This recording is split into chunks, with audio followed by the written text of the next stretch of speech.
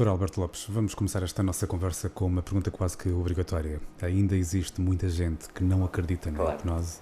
E eu compreendo que, aliás, no mundo da psicologia, até fora dela, ainda há um caloroso debate sobre os fenómenos hipnóticos.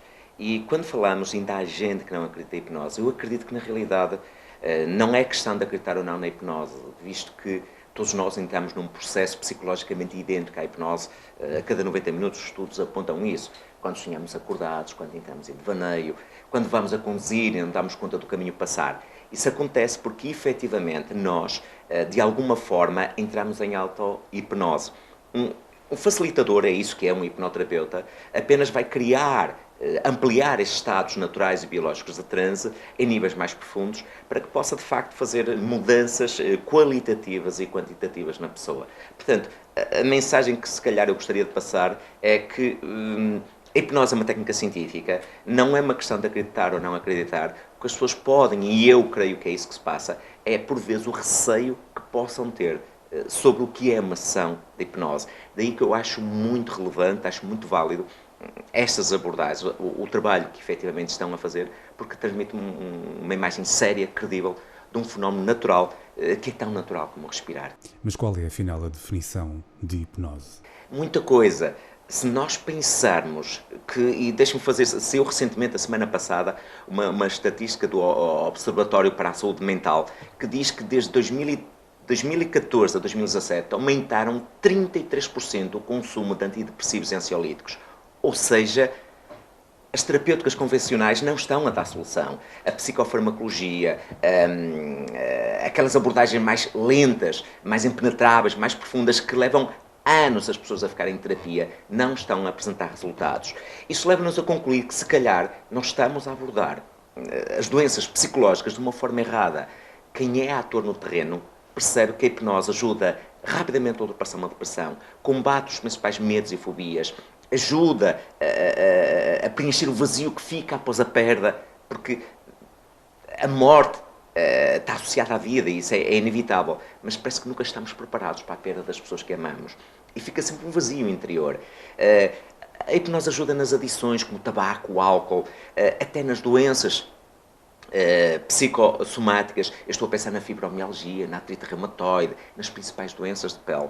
A hipnose tem uma resposta válida e mais autêntica a dar a isso. Com uma grande vantagem, sendo uma técnica natural, inócua e não invasiva, eu gosto de dizer que a hipnose tem algo de novo na terapia e torna a terapêutica mais humanizada, porque tomar medicação para ultrapassar uma depressão ou uma ansiedade é como dar um copo de água salgada a quem tem uma sede intensa.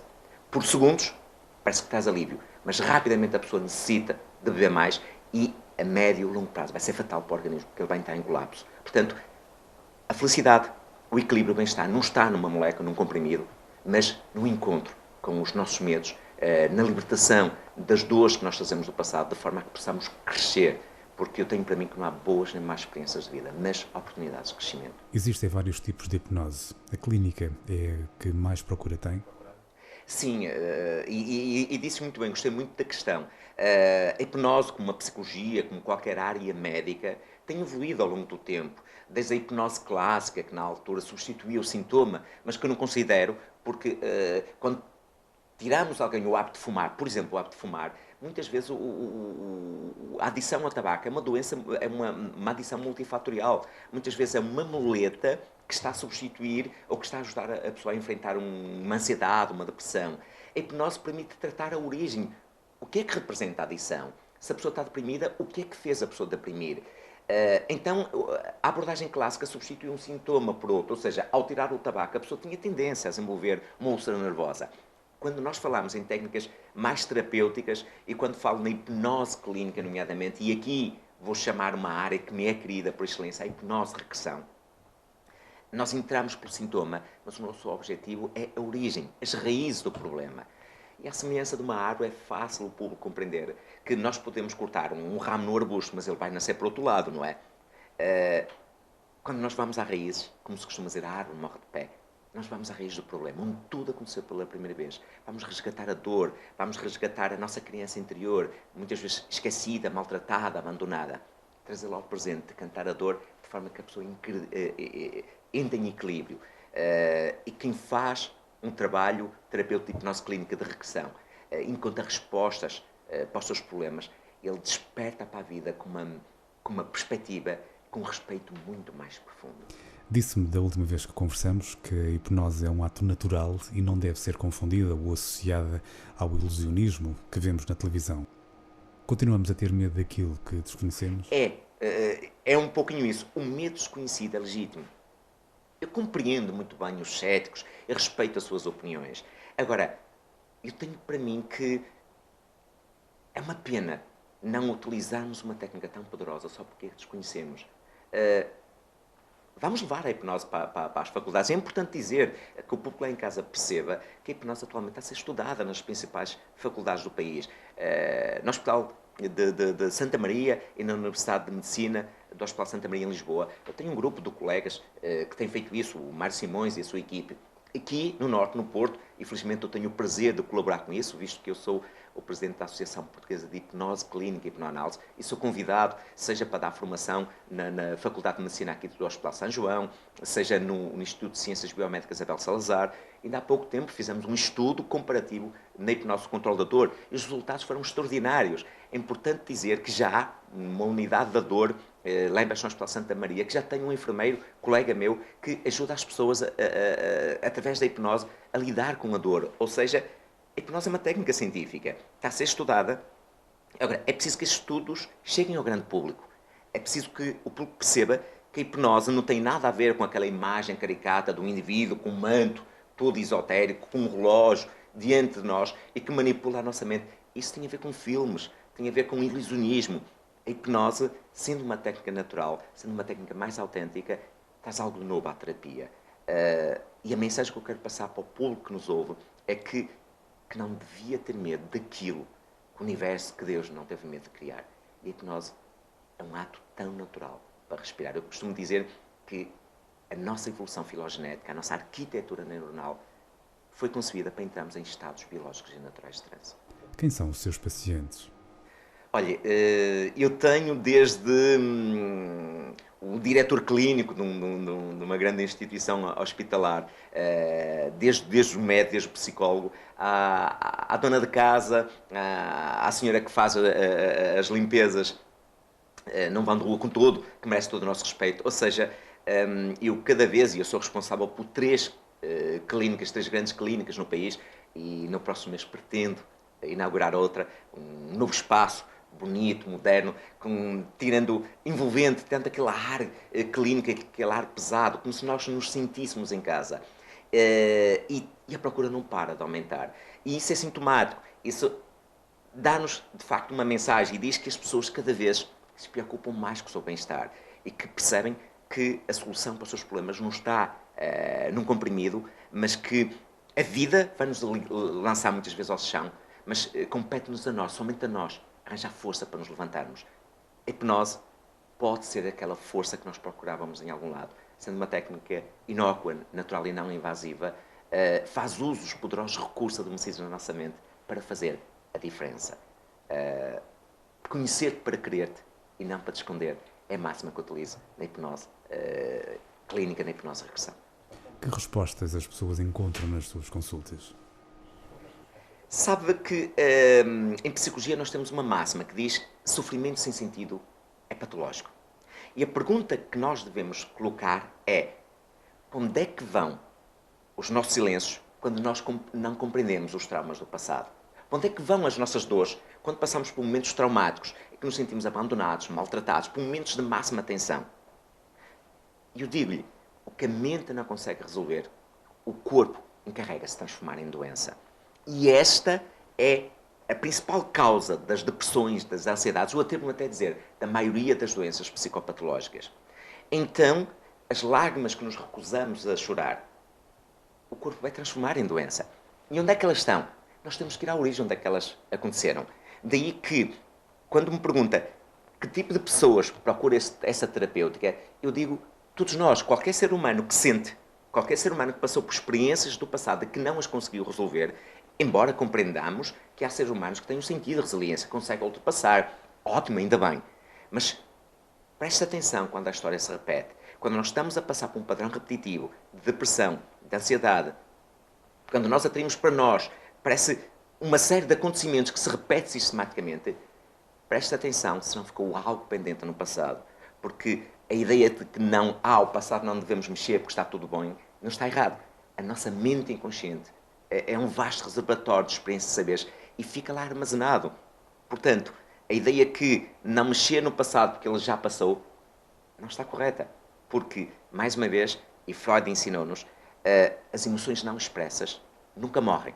Elas temporariamente vão embora, mas tendem a voltar mais tarde e normalmente em forma de doença.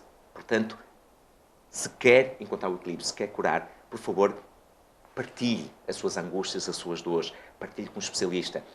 Atrevo-me a dizer que a hipnose de regressão é a melhor forma de o fazer. Disse há dias que a hipnose pode ser um manual de instruções para o cérebro humano. Quer explicar? Eu digo que a natureza dotou-nos com um maravilhoso computador biológico e, de facto, ele é capaz de quase tudo. Infelizmente, o cérebro humano não traz manual de instruções. E agora aqui a frase. Eu tenho para mim que a hipnose pode ser o manual de instruções que eventualmente nós procurávamos, porque efetivamente o nosso cérebro é uma máquina fantástica, 100 mil milhões de neurónios, 50 bilhões de sinapses. Agora, como é que acedemos a esse fantástico reservatório de experiências de saber?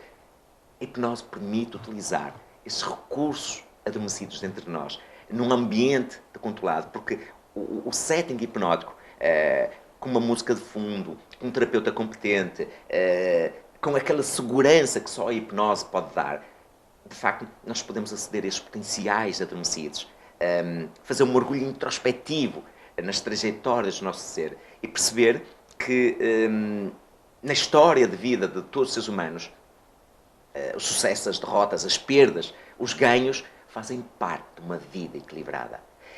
E o simples fato de constatar isso na segurança do consultório, o simples fato de resgatar as nossas crenças internas, o simples facto de potencializar os nossos recursos internos, nós podemos voltar a momentos traumáticos do passado, libertar a dor associada a estes momentos, cicatrizar nossas feridas psicológicas, mas também podemos ir ao passado e buscar momentos de superação, momentos de felicidade, momentos de vitória e projetá-los para o futuro. Não há mais nenhuma técnica que permite fazer isso. Eu sei que falo com muita paixão do que falo, que aliás, eu acredito que muitas vezes nós só somos bons numa coisa quando existe uma certa paixão, não é verdade? Mas um dos aspectos fundamentais da hipnose é que, para além de um técnico de hipnose poder ajudar a pessoa, ela pode ser ensinada ao nosso consulente para que ele possa entrar nos momentos mais difíceis da vida, possa entrar em casa, em auto-hipnose e reforçar a sua autoestima, a autoperceção de competências. E eu gosto de fazer essa analogia porque vai compreender. A tal história, se alguém tem fome, não lhe des um peixe, ensina-o a pescar. Eu tenho para mim que a hipnose ensina-nos a pescar nos momentos mais difíceis da nossa vida. Não há mais nenhuma técnica terapêutica com esse poder, esse alcance e esse humanismo. Daí que eu digo que a hipnose não é tudo. A hipnose é o princípio de tudo. Mas a hipnose é um relaxamento físico? A hipnose, para além de uma sensação de bem-estar e de um relaxamento físico, está provado até por respostas químicas que a hipnose produz um incremento de substâncias opiáceas naturais. Uma delas a serotonina. Todo mundo ouve falar nos antidepressivos, os chamados inibidores de recaptação seletiva de serotonina, que tentam aumentar a serotonina na fenda sináptica no nosso cérebro. Quando nós estamos em hipnose, para além de um aumento, uma irrigação cortical e subcortical, está provado que há um aumento de substâncias opiáceas naturais. A serotonina, que é considerada a hormona da felicidade, tem várias funções. Há também um incremento de substâncias opiáceas como as beta-endorfinas, que produzem sensação de bem-estar e combatem a depressão e a ansiedade. Há um aumento também da noradrenalina e, sobretudo, da famosa dopamina. Eu sei que são termos técnicos, mas só para perceber, a dopamina é considerada a hormona do prazer. Quando nós encontramos o nosso filho feliz, nós recebemos uma dose de dopamina. Quando nós comemos uma barra de chocolate, nós recebemos uma dose de dopamina. Então, está provado por respostas químicas. Quando entramos em hipnose, para além de um agradável relaxamento e uma sensação de bem-estar, nós somos, digamos, inundados de hormonas de felicidade, de prazer e de bem-estar. Isso sem recurso a substâncias químicas e sem a dependência que normalmente a medicação produz. Eu penso que tudo isso que eu falei, e sobretudo essa forma natural de encontrar equilíbrio, serenidade e bem-estar, é proporcionado por uma eficiente e tranquila hipnose da regressão. Portanto, vale a pena experimentar essa maravilhosa técnica que está ao alcance de cada um de nós. Além dos programas de televisão, palestras, o seu conhecimento chegou às faculdades. A hipnose nos hospitais está ou não provada a sua eficiência? Está o mais curioso, e é importante pouco lá em casa, que as principais organizações, instituições mundiais recomendam a hipnose.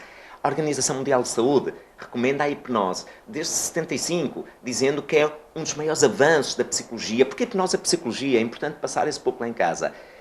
Eu, quando falo com essa paixão da hipnose, é a minha forma de amar a psicologia. Eu tenho formação em psicologia e um mestrado em neuropsicologia. E percebo, e ainda me espanta, como é que ainda há tantos mitos, há tantos tabus na hipnose. Ok, a hipnose sempre teve essa aura de misticismo, de preconceitos, mas importa dizer que as principais organizações médicas mundiais reconhecem e recomendam o uso da hipnose aos profissionais de saúde. A APA, a Associação Psiquiatra Americana, que é a meca, onde é editado o DCM, o famoso DCM-5, que é o diagnóstico das doenças mentais. A British Medical Association, desde 53, que recomenda e reconhece o uso. A Congênere Americana, a American Medical Association, aqui em Espanha desde 68. Eu parece-me, e salvo erro, que Portugal, e salvo erro Luxemburgo, é o único país na Europa que ainda não regulamenta a técnica, com muita pena nossa. Está na altura de pensarmos seriamente nisso. A hipnose é psicologia de terceira geração.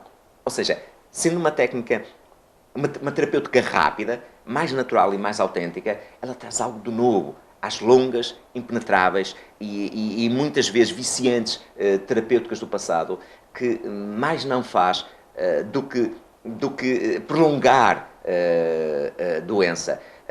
Eu costumo dizer que às vezes a medicação ou o tipo terapêutico é um paliativo apenas, não trata a questão de fundo.